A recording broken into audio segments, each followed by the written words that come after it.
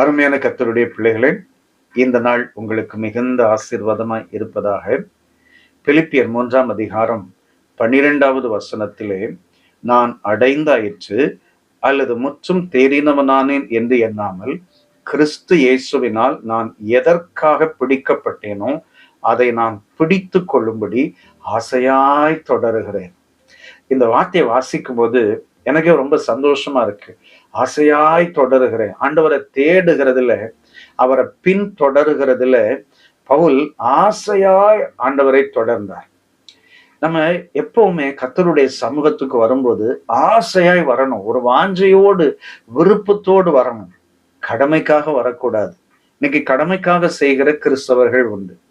அதிகாலையில் எழுந்து கடமைக்காக வசனத்தை வாசிக்கிறது, கடமைக்காக ஜெபிக்கிறது, ஞாயிற்றுக்கிழமையான கடமைக்காக சபை ஆராதனையில கலந்து கொள்கிறது, கடமைக்காக கையை உயர்த்தி ஆராதிக்கிறது. இப்படி நிறைய கடமைக்காக செய்கிற காரியம் அது ஆசீர்வாதமா அமையாது.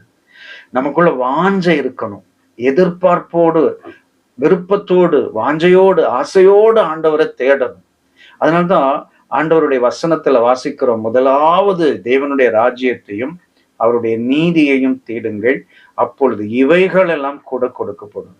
ஆண்டவரை தேடுகிறதுல ஒரு ஆசை இருந்தால் நிச்சயமா அதற்குரிய பிரதிபலன் ஆண்டவர் கொடுப்பார். நம்மில் பலருக்கு பலவிதமான ஆசை இருக்கும். இந்த ஆசைகளை நிறைவேற்றுகிறதற்கு நாம தொடர்ந்து ஜெபம் பண்ணிக்கிட்டே இருப்போம், ஆண்டவர்கிட்ட கேட்டுக்கிட்டே இருப்போம். ஆனா முதலாவது ஆசையை நாம் நிறைவேற்றினால், கர்த்தரை தேடுகிறதுல ஒரு வாஞ்சையோடு தேட ஆரம்பிச்சா, தாவீதை போல கர்த்தர் ஆசீர்வதிப்பார், ஆபிரகாமை போல ஆண்டவர் ஆசீர்வதிப்பார், தானியலை போல கர்த்தர் இக்கட்டான சூழ்நிலையில் விடுவிப்பார். நமக்குள்ள ஒரு வாஞ்சை இருக்கணும், எதிர்பார்ப்பு இருக்கணும். இந்த காலை நேரத்திலே அருமையான சகோதரா சகோதரி, உங்கள் வாஞ்சைகள், ஆசைகள் எதுவா இருந்தாலும் அந்த ஆசைகளை அப்படியே வைத்துவிட்டு கர்த்தரை தேடுகிறதிலே ஒரு ஆசையா இருங்கள். வாஞ்சையோடு தேட ஆரம்பிங்கள். நிச்சயமா கர்த்தர் ஒரு பெரிய அற்புதத்தை செய்வார். எனக்கு ஒரு சகோதரன் தெரியும். அவர் கர்த்தருடைய சமூகத்தில் வரும்போது விருப்பத்தோடு, வாஞ்சையோடு வருவார். ஆலய ஆராதனையில முதலாவது ஆளா வந்து நிற்பார். அவர் ஒரு பேங்க் மேனேஜர். நிறைய வேலை இருந்தது. தூரமான இடத்திலிருந்து வருவாரு. ஆனா ஆலய ஆராதனைக்கு முதல் ஆளா வந்து நிற்பார்.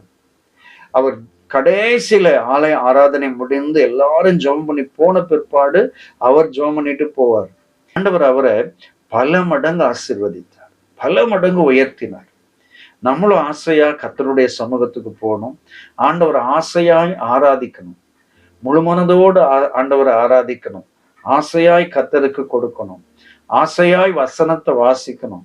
இப்படி நம்ம விருப்பத்தோடு, வாஞ்சையோடு செய்ய ஆரம்பிக்கும் போது நிச்சயமா கர்த்தர் ஒரு பெரிய அற்புதத்தை ஆண்டவர் செய்வார்.